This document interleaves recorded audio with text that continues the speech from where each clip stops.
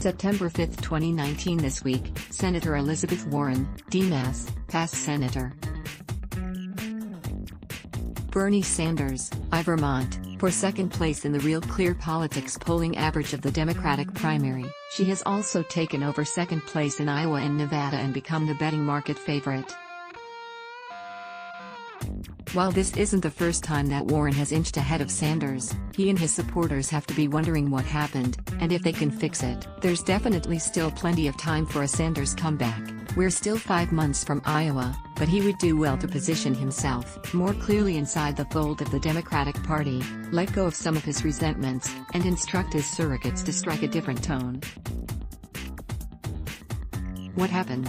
Heading into the beginning of America's interminable presidential primaries, Sanders could point to a number of clear strengths.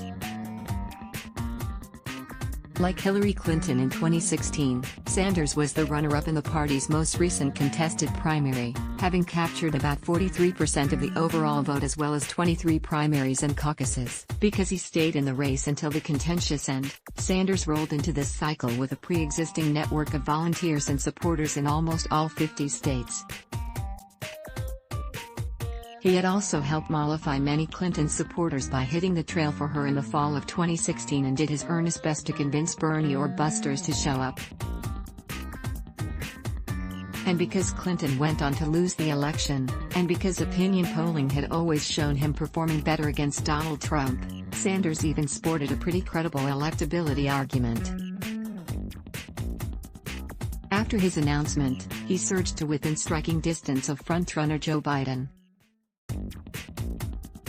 All of those strengths were on clear display in an April town hall he did, controversially, for Fox News, when he took his message directly to the network's audience, tussled memorably with the hapless hosts, and refused to take the bait on attacking fellow Democrats. That event showed a candidate at the top of his game, someone who wouldn't just appeal to the party's progressive base but who could persuade enough people on the other side to usher in the kind of majority any Democrat will need to make meaningful change beginning in 2021. But little has gone right for him since then. While he was averaging around 24% at the time, Sanders has dropped to just over 16%. He did fine in the first 2 debates, but didn't get a bounce about them. And it's getting increasingly tough to dispute that he's at least been caught, if not passed, by Warren. It's impossible to pinpoint the origin of these troubles, but some of his personnel decisions might help explain them. In March, his campaign announced that it had hired as his speechwriter the firebrand progressive journalist David Sirota, who days before the 2012 election wrote that it didn't matter whether Mitt Romney or Barack Obama appointed the next Supreme Court justice. Sirota's public record of Obama hating actually stretches back more than a decade, and bringing him on board indicated that Sanders privately shares his distaste for the former president, who remains wildly popular with Democratic voters. While most people are blissfully unaware of these kinds of campaign machinations and couldn't care less who writes anyone's oratories, Sanders was still placing one of the most important posts of campaign into the hands of someone who loathes the Democratic Party. And whatever you may or may not think of Sirota, this was an enormous strategic misstep.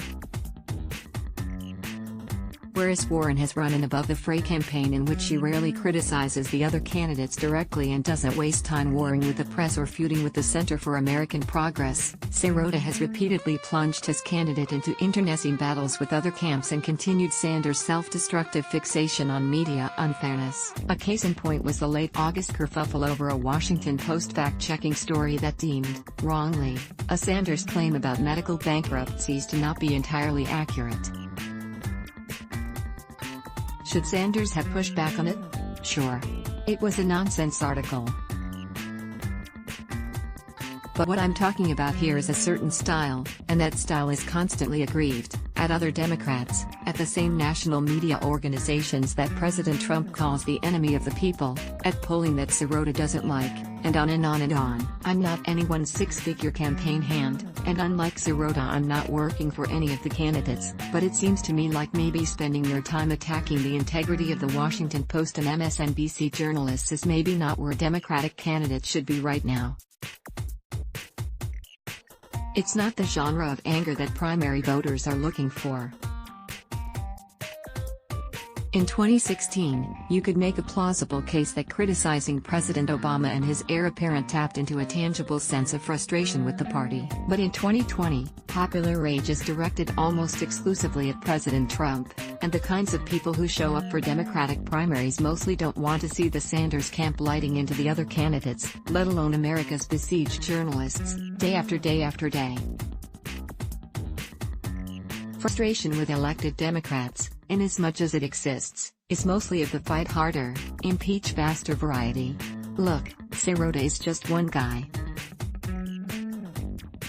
Sanders isn't out there every day railing against the DNC and the New York Times, and his own Twitter account has mostly been above the fray, but putting Sirota's words and more importantly his attitude in Bernie's mouth has allowed Warren to position herself as the happy progressive warrior in the race despite negligible policy differences and an equally radical agenda, and has helped isolate Sanders as the only top-tier candidate with a sullen attitude about the party itself.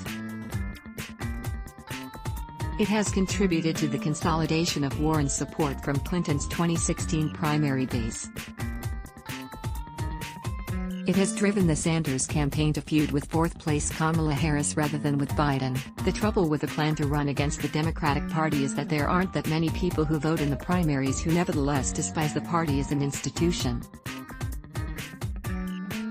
Even in many states where Sanders beat Clinton in 2016, like Indiana, he lost self-identified Democrats, according to exit polls.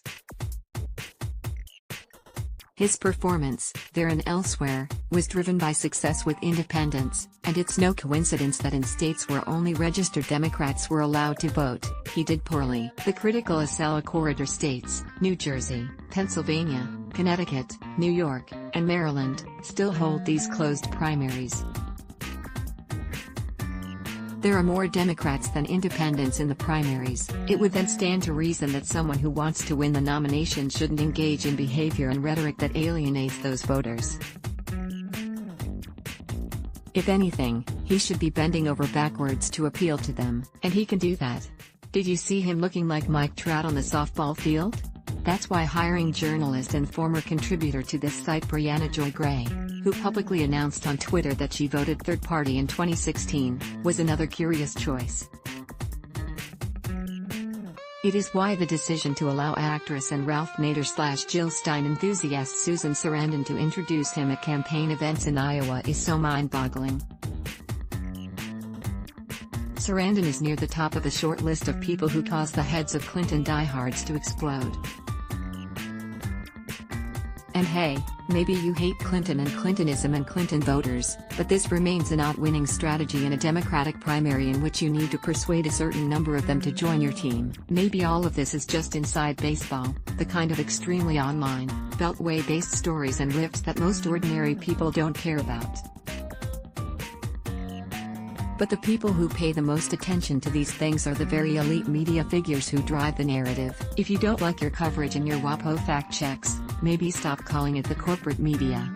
If you want to flip enough Clinton voters to win, quit bitching about the establishment and the corporate wing of the party. They know who and what you mean.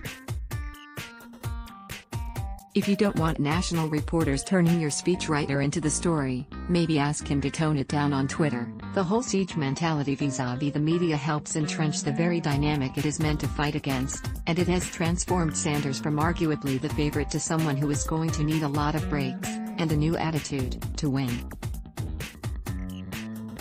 Let's block ads. Why?